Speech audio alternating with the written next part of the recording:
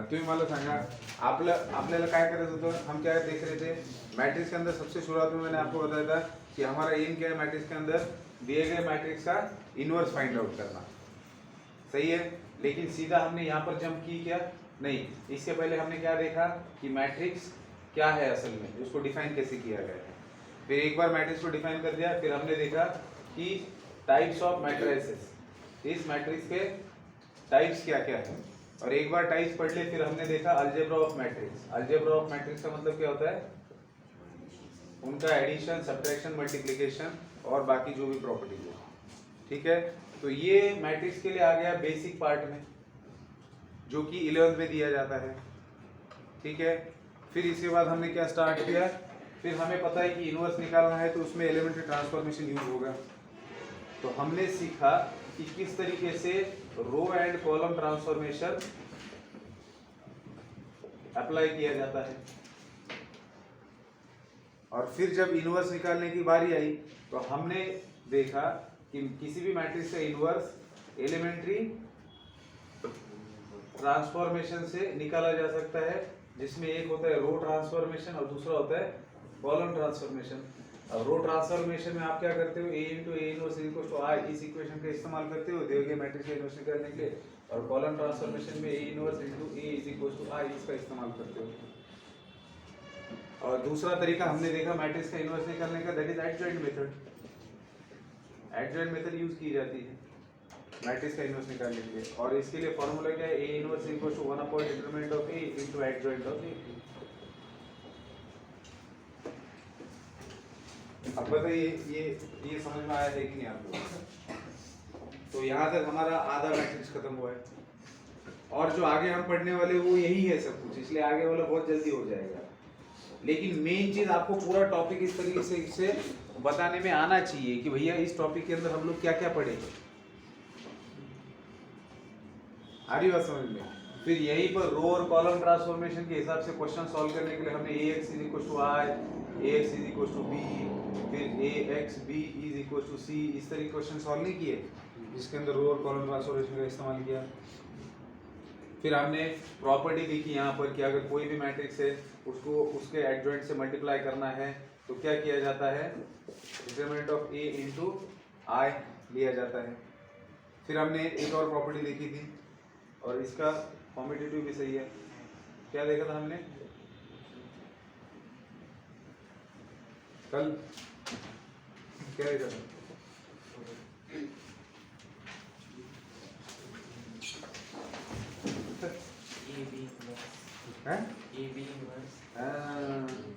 आयुष्मान खुराना नहीं क्या, Anshuman A B inverse equal to B inverse into A inverse, महत्वपूर्ण है ये। फिर हमने चलते चलते एक और चीज देखी कि अगर मेरे पास डायगोनल मैट्रिक्स है ए 0 0 0 0 0 0 सी, तो इसका इनवर्स हम लोग कैसे लिखते हैं, डायगोनल का रेसिप्रोकल लेके। देखा है कि नहीं इसको?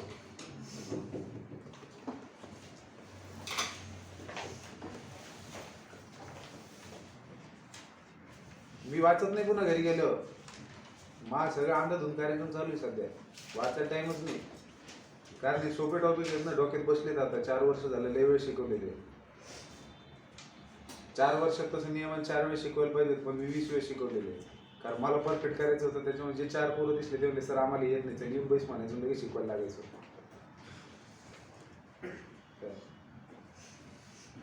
पोरांना वाटायचं की चांगले सर आहेत, मी माझा फायदा करत होतो।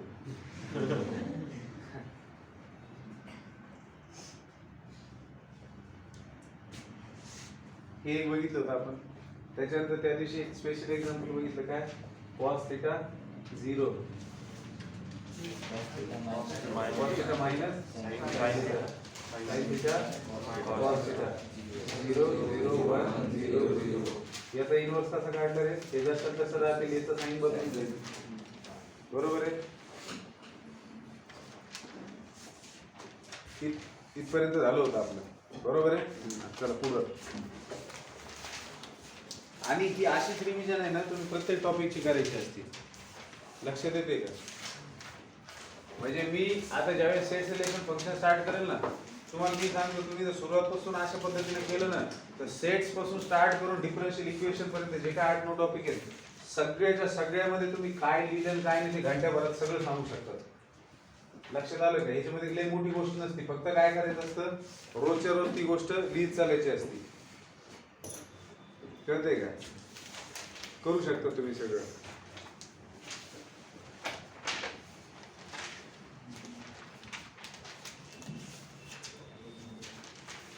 क्वेश्चन नंबर क्या चल रहा है? 14. Find the inverse of given matrix by the adjoint method आ जाएगा. ठीक है. फिर 15 भी वैसे ही है, find the inverse of the given matrix by the adjoint method कर लेंगे. हाँ. Next find A inverse by adjoint method and by elementary transformation if A is given. A दे रखा है आपको, elementary transformation and adjoint method का इस्तेमाल करके इनवर्स निकालना है. कर लीजिए, ये भी सेम है. फिर नेक्स्ट है question number 17, find the inverse of A by using elementary column transformation.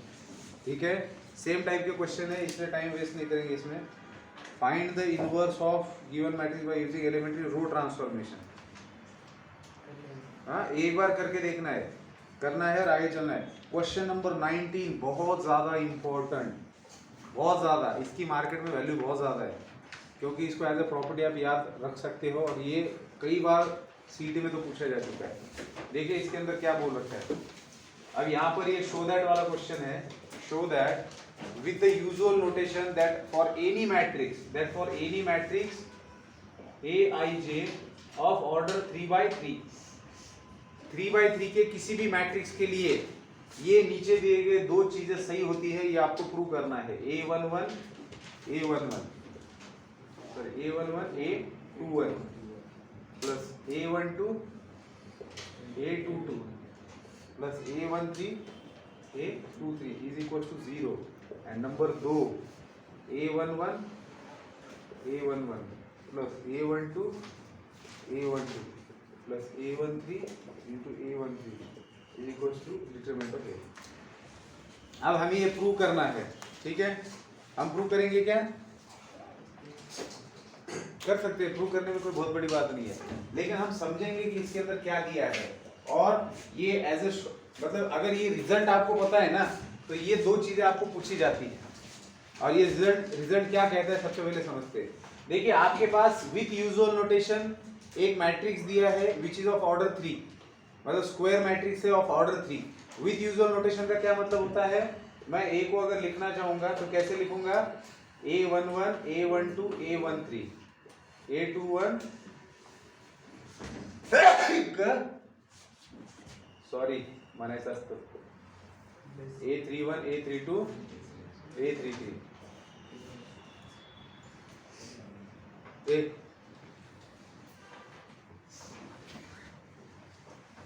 With usual notation.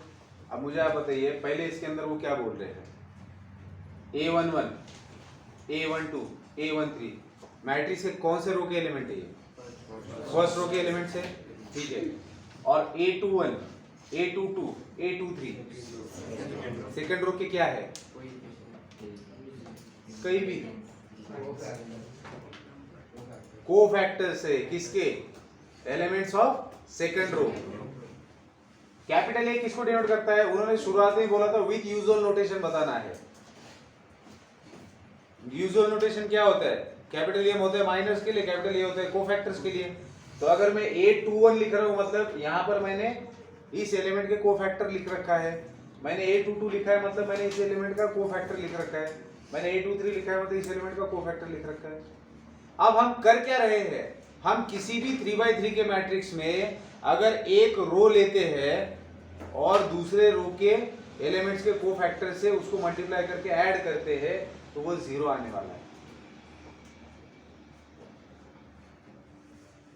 बात समझ में आ रही है. क्या कह रहे हैं, फर्स्ट रो आपने लिया है और सेकंड रो के एलिमेंट्स के कोफैक्टर ने इसको मल्टीप्लाई करके ऐड किया है तो जो आंसर आ रहा है वो क्या आ रहा है, 0 आ रहा है. और अगर आप नीचे वाले को देखेंगे तो जिस रो के एलिमेंट्स लिए हैं उसी रो के कोफैक्टर्स ने आपको उसको मल्टीप्लाई किया तो आंसर डिटरमिनेंट ऑफ ए आ रहा है. अब थोड़ा सा इसको समझ ले. पहले वाले में क्या करना है आपको,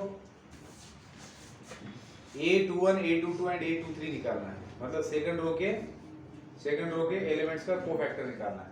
तो सबसे पहले क्या निकालना पड़ेगा मुझे, माइनर निकालना पड़ेगा। तो बताइए M21 कैसे निकलेगा? अगर मुझे इस एलिमेंट का माइनर निकालना है तो मैं कैसे निकालूंगा, इस एलिमेंट के रो को कैंसिल करूंगा, कॉलम को कैंसिल करूंगा, फिर 1 2 3 4 बचा रहेगा, A12 A13 A12 A13 A32 A33, ठीक है। हाँ, इसका डिटरमिनेंट कितना आएगा बेटा, A12 into A33 minus A13 into A32। फिर नेक्स्ट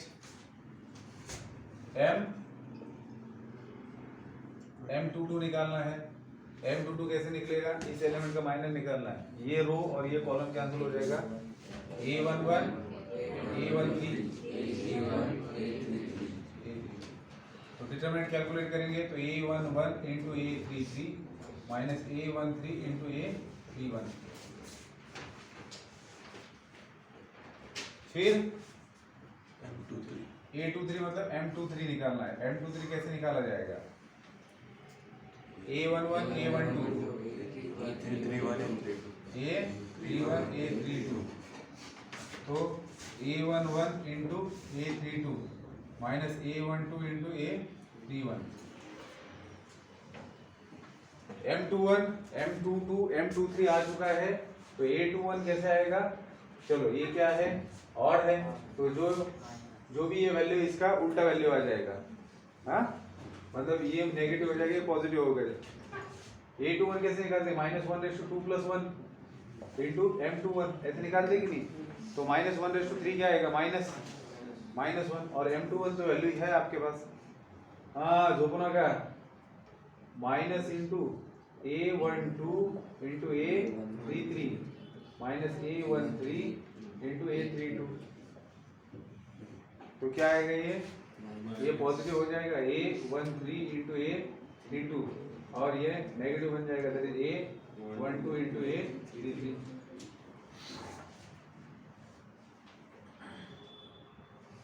झोपेतासन 2 बार जागेवर A21 झालं, आता A22 सांगा मला, 2 + 2 काय रे, 4, इवन नंबर है, मग जो M22 का वैल्यू है वही रहेगा। हाँ तो क्या आएगा, A11 A33 minus A13 A31। आगे बढ़ते, हाँ A23 का वैल्यू, अब ये 2 + 3 ऑड है तो माइनस आ जाएगा, तो ये प्लस है तो माइनस और माइनस है तो plus, that is A12 A31 minus A11 A32। अब कह रहे हैं कि इनका एडिशन करना है, इसको A21 को A11 से मल्टीप्लाई करेंगे, A22 को A12 से मल्टीप्लाई करेंगे और A23 को इससे मल्टीप्लाई करेंगे और उसका एडिशन 0 आता है, ये दिखाना है। तो A21 कहाँ पर है, यहाँ पर है, तो इसको अगर A11 से मल्टीप्लाई कर देते हैं तो क्या मिलेगा, चलिए यहाँ लिखते हैं A11 A21 plus A12 A22 plus A13 A22, ये आपका एलिमेंट है।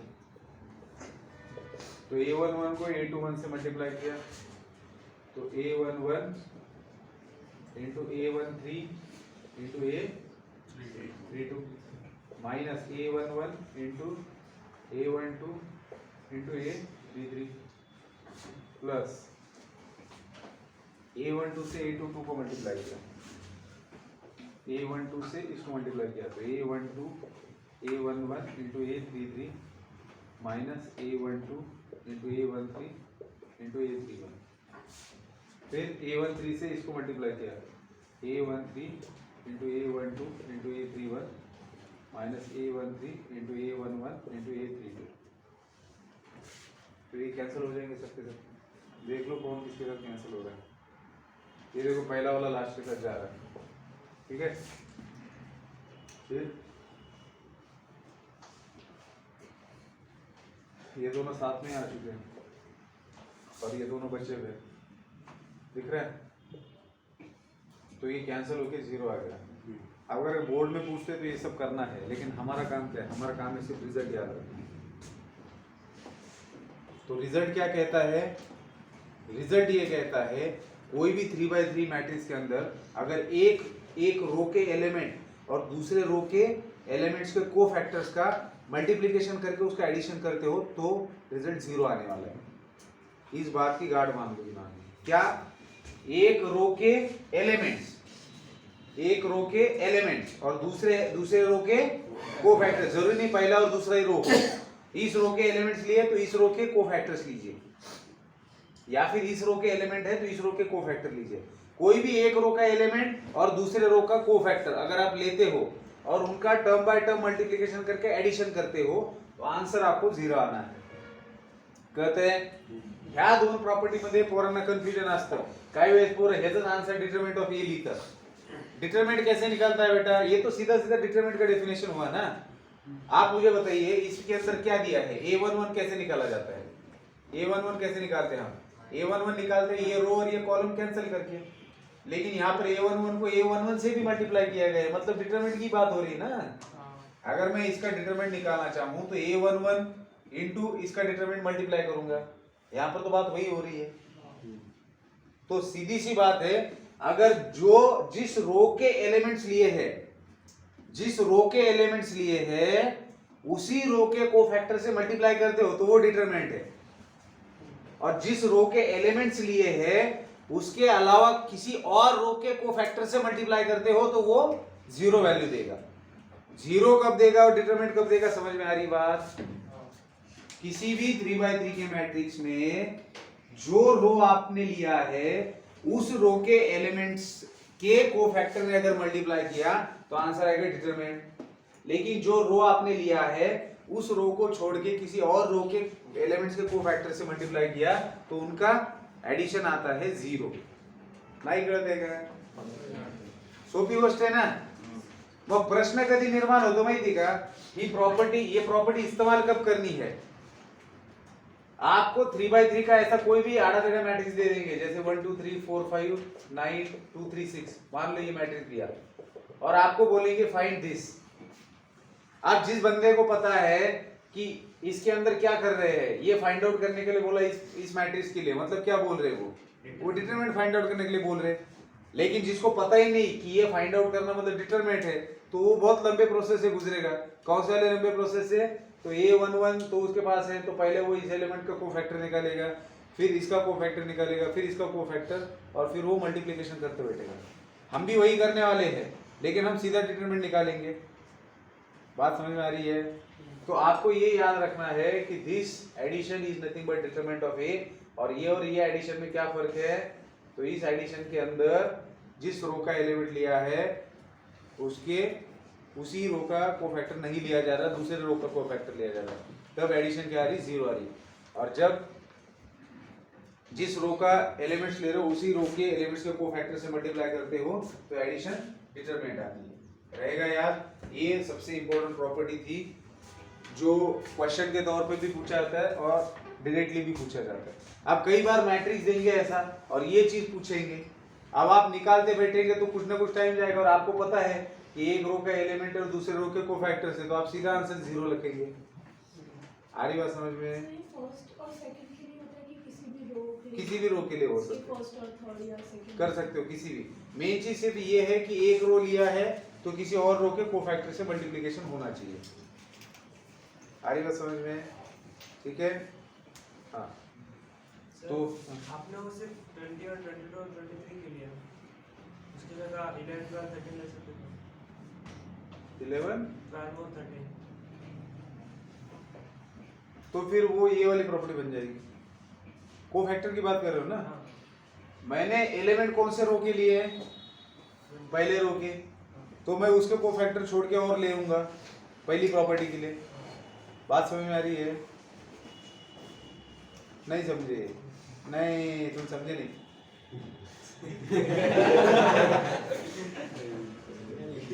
पूछना क्या चाह रहे हो? वो आपने 20 और 22 23 के लिए उसकी जगह 11 12 13 हाँ आप समझे। ये प्रॉपर्टी देखो, मुझे ये प्रॉपर्टी प्रूव करनी है। इसके अंदर क्या कहा जा रहा है? काय मुझ पे पेन भाड़ा लगे होगा। हाँ ये प्रॉपर्टी देखिए, इसके अंदर क्या दिया हुआ है? एक रो है, इस मैट्रिक्स का पहला रो है जिसके एलिमेंट्स दिखाई दे रहे हैं यहाँ पे। अब यहाँ पर क्या दिख रहा है आपको? A21 A22 और A23। तो मैं वही लूंगा ना, दूसरा क्यों लूंगा? क्योंकि उधर 11 12 13 भी है ना। अरे तो वो तो सीधे लेने हैं ना, वो तो ऐसे ही लेने हैं। तो वो भी उसके नीचे ही आ रहे हैं ना, 20 और 23। अरे भाई ये नहीं समझ रहा है, बात क्या हो रही है कि आपके पास एक मैट्रिक्स दिया है, उस मैट्रिक्स से किसी भी रो के एलिमेंट्स लीजिए डायरेक्टली एलिमेंट्स, तो डायरेक्टली एलिमेंट्स ले लिए। हाँ अब क्या करना है आपको, बचे हुए दो रो में से किसी भी रो के एलिमेंट्स के कोफैक्टर्स लीजिए। हाँ तो सेकंड रो के लिए a21 a22 a23 और उनका मल्टीप्लिकेशन कीजिए तो वो जीरो आता है, ये प्रूव करने का था। तो अगर मुझे ये प्रूव करना है तो मैं इन्हीं के लूंगा ना कोफैक्टर, इसके क्यों लूंगा? नहीं तुम नहीं समझे, समझ गए करते क्या हा? ते मिठू का मग तुम्हाला फक्त हे महत्वाचं लक्षात ठेवायचं बरं का हो। ऋषिकेश श्रीनिवासा गोविंदा, चलो लिखो। हाँ हो गया क्या? ए चला मला याचं सांगा फक्त, चालतं चालतं सांगा। क्वेश्चन नंबर 20 मध्ये ए आणि बी मॅट्रिक्स दिलेले, तुम्हाला म्हटले find X such that A, कसं that such that X is equal to B दिलेले, ए आणि बी मॅट्रिक्स दिलेले, ए आणि ए आणि बी मॅट्रिक्स दिलेले, काय करना है? Column transformation. बस खत्म हो गया, आ गया मैट्रिक्स आपको, चलो जाओ घर पे जाओ सब लोग। कॉलम ट्रांसफॉर्मेशन इस्तेमाल करेंगे एक्स फाइंड आउट करने के लिए। काही जणांना काहीच नाही, काही जण काहीतरी वेगळं चालू आहे हो। पुढच्या क्वेश्चन मध्ये ए आणि बी दोन मॅट्रिक्स दिलेले आहेत, तुम्हाला त्यांनी हे इक्वेशन दिले x a is equal to b और आपको x निकालना है, तो आप क्या करेंगे? कॉलम ट्रांसफॉर्मेशन करेंगे। चलो फिर अब यहाँ पर खत्म होता है हमारा एक्सरसाइज मिसलेनियस एक्सरसाइज 2a और पहले दोनों एक्सरसाइज। अब हम लोग आगे बढ़ते हैं लास्ट पड़ाव पर मैट्रिक्स के, जिसके अंदर हमें सॉल्व करने हैं साइमल्टेनियस इक्वेशन, जिसको कहा गया है एप्लीकेशन ऑफ मैट्रिसेस। इसमें 2.3 नामक एक्सरसाइज है और फिर उसके बाद में मिसलेनियस है और फिर उसके बाद में टॉपिक खत्म है। ठीक है हाँ, तो फिर हम लोग लेंगे ऑब्जेक्टिव क्वेश्चंस। ठीक है, ऑब्जेक्टिव भी ऐसे लेंगे हम कि जिसके अंदर प्रॉपर्टीज का इस्तेमाल हो रहा है, बाकी जो सीधे सीधे ऑब्जेक्टिव होता है हम लोग कर पाएंगे। ठीक है नहीं, सिर्फ 3/3 के लिए। 2/2 में तो कुछ बचता ही नहीं है ना, 2/2 तो इत्तू सा होता है, इत्तू से के लिए क्या ये रूल बना है? हाँ, अब चींटी को खाना खिलाने के लिए क्या नियम बताया? डाल दो, खा लेगी अपने आप। हाँ? नहीं नहीं, मला कळलं तुमचं, मला नाही सर बोललेले की इनको आप 9 बजे तक पढ़ाते जाओगे।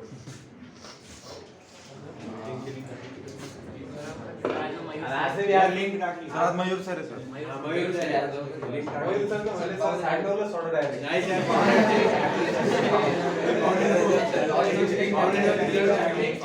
मयूर सर म्हणजे वाटलं तर कंटिन्यू करा म्हणले।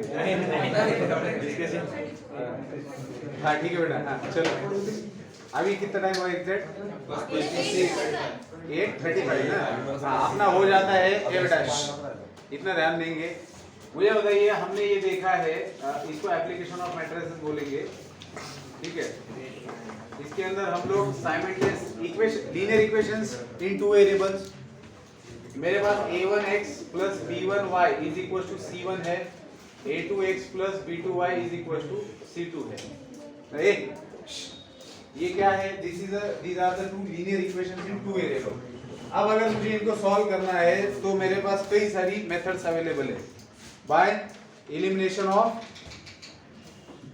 One variable bye equating coefficient, सबसे शुरुआत में देखा था। दूसरी मेथड था सब्स्टिट्यूशन मेथड है। ठीक है, एक वेरिएबल को दूसरे वेरिएबल के फॉर्म में लाना, फिर उसको दूसरे इक्वेशन में रख देना। बचपन में सॉल्व करते थे ना 9th-10th में। फिर तीसरी मेथड थी ग्राफिकल मेथड, फिर क्रामर्स रूल भी था। ऐसी कई सारी विधियों का इस्तेमाल करके आपने दो वेरिएबल के अंदर के दो इक्वेशन को सॉल्व किया है। अब हम लोग मैट्रिक्स का इस्तेमाल करके सॉल्व करना है। ठीक है, तो क्या हम मैट्रिक्स का इस्तेमाल करके इसको सॉल्व कर सकते हैं? तो सबसे पहले तो इसको मैट्रिक्स के फॉर्म में लाना जरूरी है। तो मुझे आप बताइए, ये जो इक्वेशन आपको दिखाई दे रहा है, इस इक्वेशन को अगर मैं ऐसे लिखता हूँ a1 b1 a2 b2 x y equal to c1 c2, तो क्या ये वैलिड रहेगा? ये आपको बताना है। तो देखिए अगर मैं इसको ऐसे लिख सकता हूं, उसका रीजन है कि अगर मैं इन दोनों का मल्टीप्लिकेशन करूंगा, सबसे पहले तो आप मुझे बताइए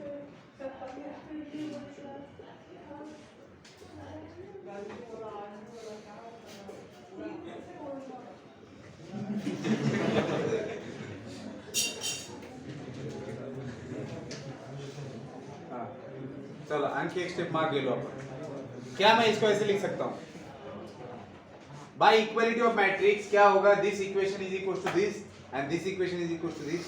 इक्वालिटी ऑफ मैट्रिक्स क्या करता है, इधर का एलिमेंट का पोजीशन, ये पूरा एक एलिमेंट है, ये पूरा पूरा एक एलिमेंट है। इस मैट्रिक्स का ऑर्डर कौन बताएगा मुझे?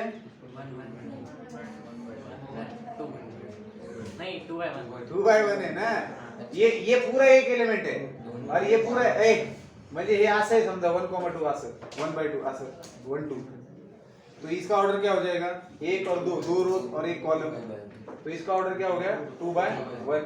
ये भी क्या हो गया 2 by 1।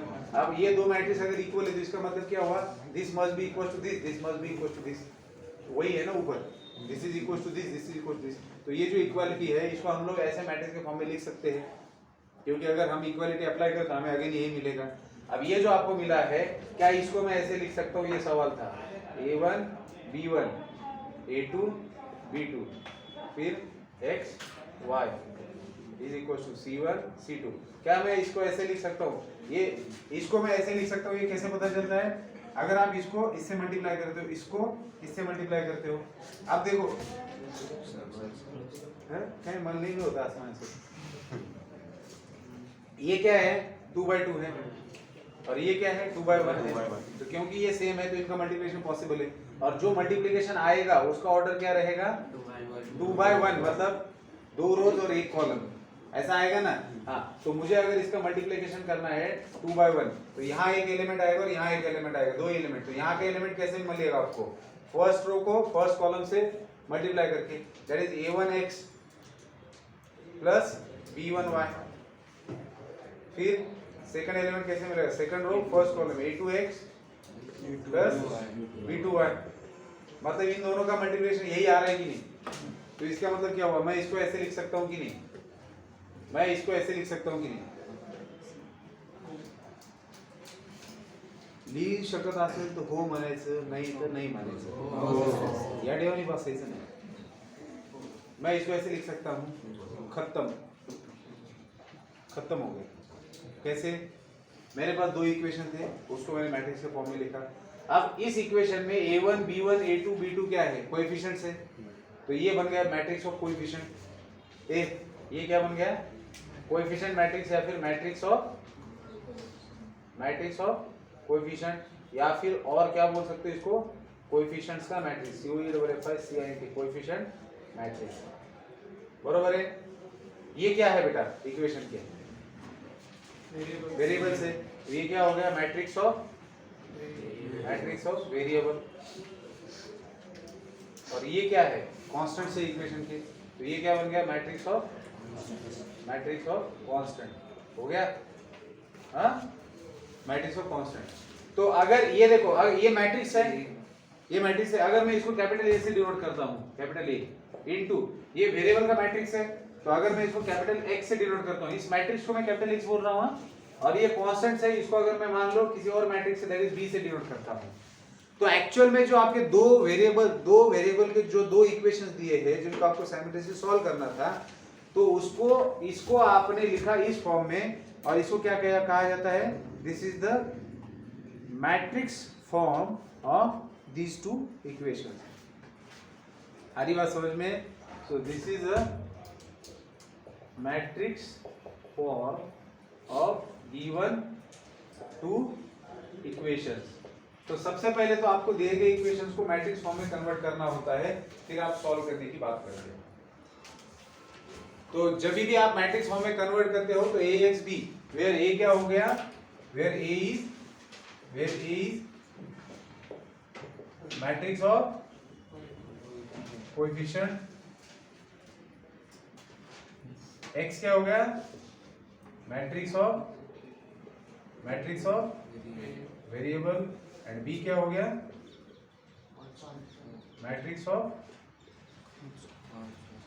Matrix of constant. अब मान लो 2/2 की जगह 3/3 का मैट्रिक्स है, तो क्या दिक्कत है?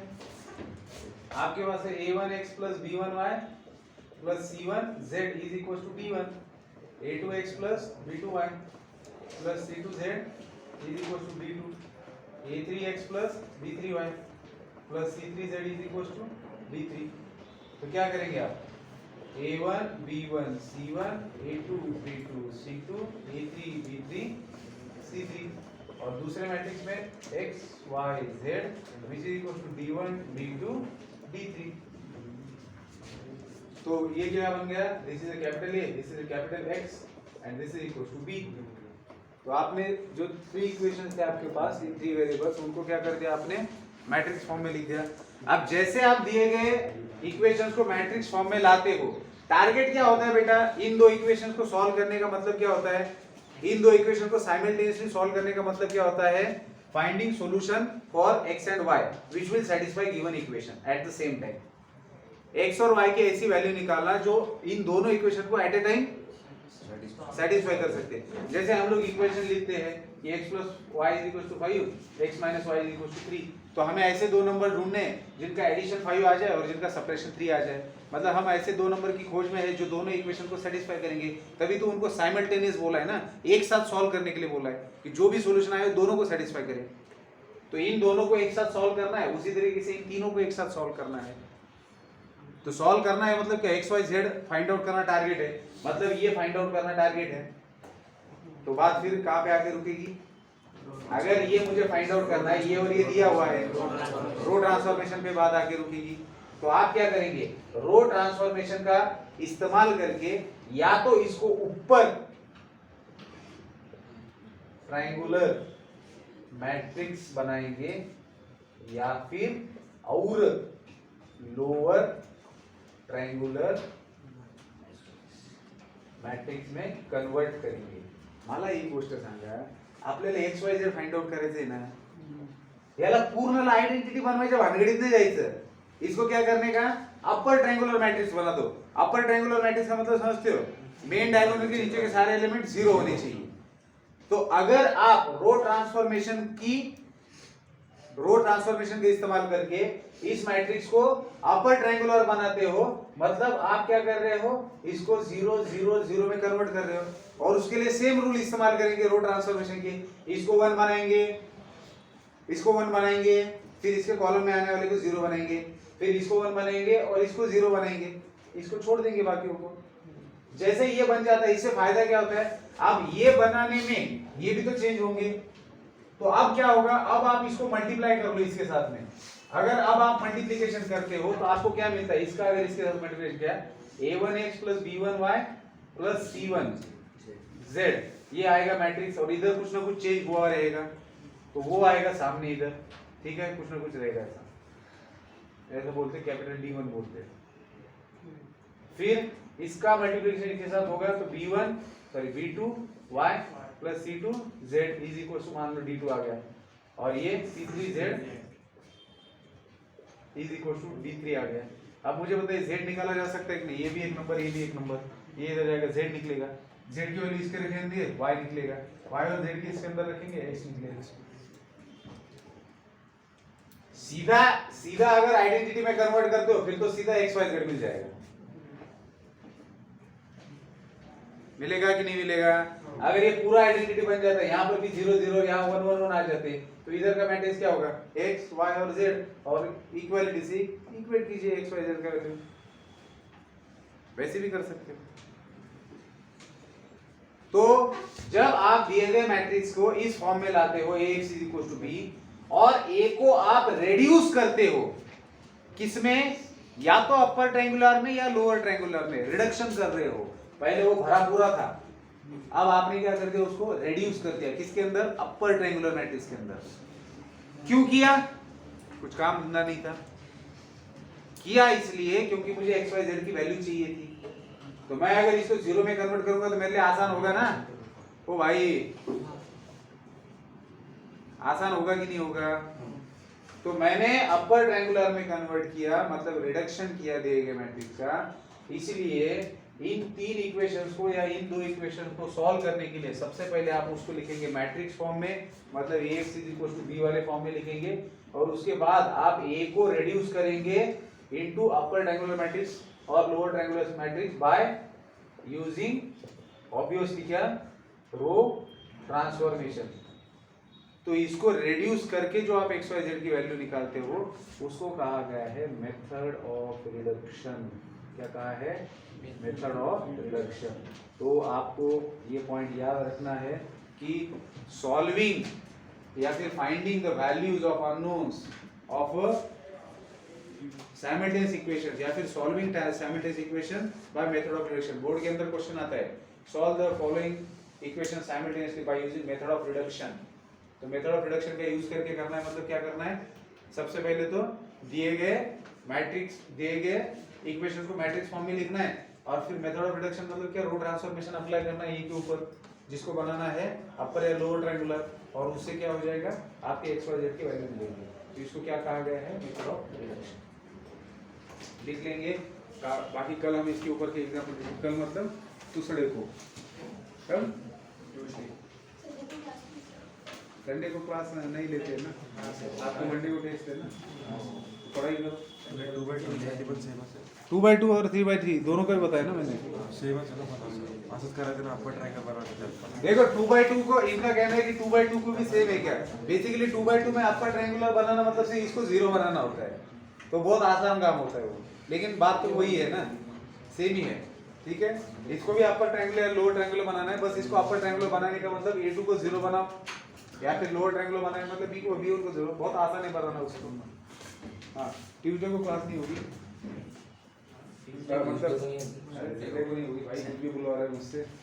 ट्यूसडे को जनरल इक्वेशन, भले हमें रो ट्रांसफॉर्मेशन करना है, कुछ भी करना है कॉलम वाला, तो ये जनरल कॉलम क्यों करेंगे भाई, ओ भाई कॉलम क्यों करेंगे, हमारा जो हम जो दिए गए इक्वेशन को मैट्रिक्स फॉर्म में लिख रहे हैं, तो उसमें रो ही का इस्तेमाल होगा, क्योंकि जो इक्वेशन मिल रहा है वो A इज B फॉर्म में मिल रहा है, जो अननोन है वो A के राइट हैंड साइड में है।